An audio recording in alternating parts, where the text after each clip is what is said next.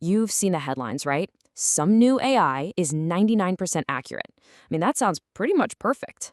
But what if I told you that impressive number could be hiding a huge, maybe even a dangerous failure?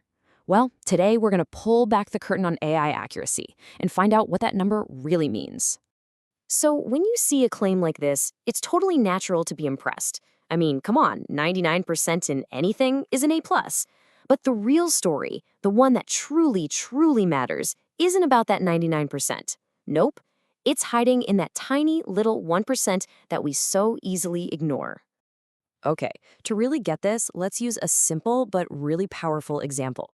Let's imagine an AI that's designed for a super high stakes job, detecting a rare disease. And the keyword here, you guessed it, is rare. It only affects 1 out of every 100 people. And right here, this is the absolute core of the problem. This is what we call an imbalanced data set.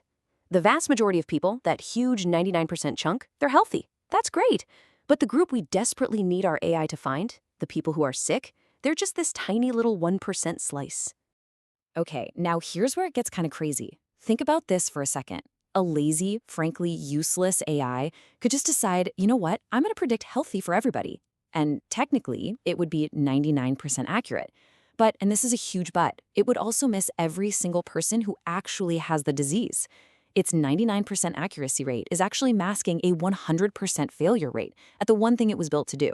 Wild, right? So how do we avoid falling into this trap? Well, it all starts with understanding a really basic idea. Not all mistakes are created equal. In fact, for an AI like this, there are two very, very different ways it can be wrong. Let's break them down. First, you've got a false positive. This is when the model tells you you're sick, but you're actually perfectly fine. Now, that's going to cause a ton of stress, maybe some unnecessary tests, but you'll eventually find out you're okay. But then, there's the false negative. That's when the model says you're healthy, but you're actually sick. This is the really dangerous one. The disease just goes completely undetected, and the consequences, well, they can be absolutely devastating. And this is exactly why this matters so much. We're not just sorting pictures of cats here. When you move into the real world with things like medical diagnostics or self-driving cars, the cost of a mistake, especially a false negative, is no longer just a little oopsie. It can literally be a matter of life and death.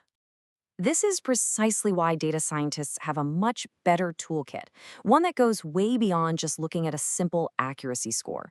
It gives them a much, much clearer picture of what the AI is really up to. So let's look at two of the most important tools in that kit. First up is something called precision. The easiest way to think about this is as a measure of quality. So when the AI model raises its hand and says, hey, I think this person is sick, precision asks, how often is it actually right? A model with high precision doesn't cry wolf. When it makes a positive prediction, you can trust it. Then we have its partner, recall. You can think of this as a measure of completeness or maybe sensitivity. It asks a totally different but just as important question. Of all the people out there who were genuinely sick, how many did our AI actually manage to find? A model with high recall is like a great detective. It doesn't let the important cases slip through the cracks. And these two metrics, precision and recall, they are the perfect antidote to our 99% accuracy problem. For our rare disease example, you would want incredibly high recall, right? You want to find every single person who is sick, even if it means a few false alarms. Together, these two tell a much more honest and frankly, a much more useful story than accuracy ever could on its own. All right, so if chasing a simple accuracy score isn't the goal, how do people build AI that's genuinely reliable?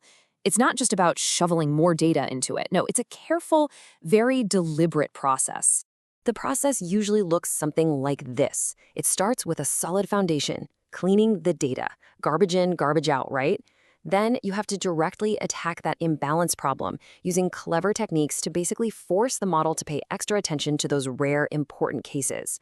From there, it's all about fine-tuning everything, and this is the most important part, testing it over and over again to make sure it actually works in the messy, real world.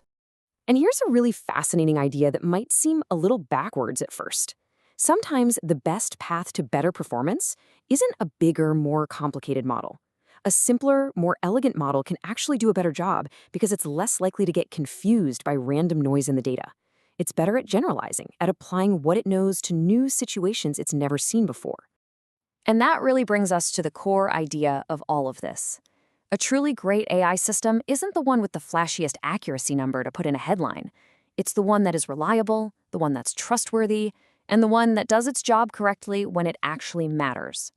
So now, the next time you see that 99% accurate headline, you'll know better. You'll know that number by itself, it isn't the whole story, and you'll know to ask the smarter questions. Okay, but accurate at what? What's the cost of a mistake? And maybe, most importantly, how well does it perform on that crucial 1%? Thanks for joining me today.